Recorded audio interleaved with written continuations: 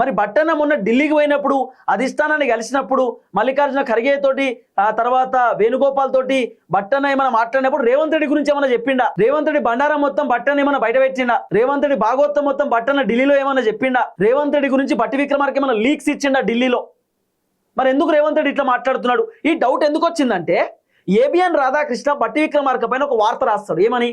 బట్టి విక్రమార్క నైనీ బొగ్గుకు సంబంధించినటువంటి విషయంలో కుంభకోణానికి పాల్పడ్డాడని, లేకపోతే అవినీతికి పాల్పడ్డాడని, అక్రమంగా వేరే వాళ్ళకి కాంట్రాక్ట్లు ఇస్తుందని చెప్పి, లేకపోతే టెండర్లు లేకుండా కాంట్రాక్ట్లు అప్పచెప్తుందని చెప్పి బట్టి విక్రమార్క పర్సెంటేజ్ తీసుకుంటున్నాడని, బట్టి విక్రమార్క కోమటిరెడ్డి వెంకటరెడ్డి పైన వార్తలు రాపించిండు ఎన్టీవీలో అని చెప్పి ఏబిఎన్ రాధాకృష్ణ తన పేపర్లో బట్టన్న పైన రకరకాల వార్తలు రాసిండు.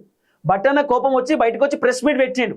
ఏబిఎన్ రాధాకృష్ణ కావాలని నా పైన కుట్ర చేస్తున్నాడు, నేను సేమ్ వైఎస్ రాజశేఖర రెడ్డి లెక్కనే ఉంటా కాబట్టి, వైఎస్ రాజశేఖర రెడ్డి లెక్కనే డ్రెస్ మెయింటైన్ చేస్తా కాబట్టి, నేను వైఎస్ రాజశేఖర రెడ్డికి అత్యంత సన్నిహితమైనటువంటి వ్యక్తి కాబట్టి వైఎస్ రాజశేఖర రెడ్డి పైన ఉన్నటువంటి కోపాన్ని నా మీద చూపిస్తున్నాడు ఏబిఎన్ రాధాకృష్ణ అని చెప్పి బట్టన్న చెప్పినటువంటి మాట మీరు యూట్యూబ్లో కొట్టుర్రి.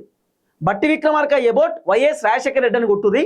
ఒక 5 months బ్యాక్ బట్టన్న పెట్టినటువంటి ప్రెస్ మీట్లోనే ఆయన మాట్లాడిండు. ఆ మాటలు ఉంటాయి, మీరు చూస్తే మీకు అర్థమవుతుంది.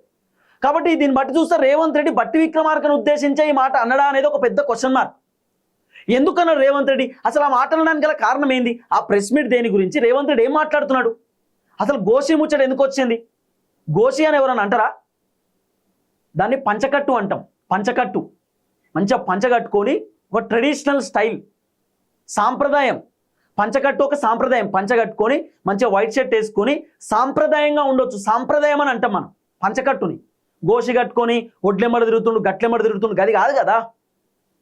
చిన్న చూపు ఎందుకు? గోచి వేసుకొని గోచి కట్టుకుని అంటే అంత చిన్న చూపు ఏంది? మన ట్రెడిషనల్ని మనమే కించపరుస్తామా? అంటే బట్టి విక్రమార్క గోచి కట్టుకుంటే తప్ప? ఆయన స్టైల్ అది, ఆయన రాజకీయకు సంబంధించినటువంటి వ్యవహారం అది, ఆయన వ్యక్తిగతం అది. ఆయన పాయింట్ వేసుకుంటా గోచి కట్టుకుంటా ఆయన ఇష్టం, ఆయన కంఫర్టబుల్. నేను నాకు టీషర్ట్ కంఫర్టబుల్, నాకు షర్ట్ కంఫర్టబుల్, నా ఇష్టం ఉన్నట్టు ఉంటాయి కదా. ఎవడో ఏదో చెప్పిండని చెప్పి ఇష్టం ఉన్నట్టు మనం మార్చుకుంటూ కూర్చోలేము కదా.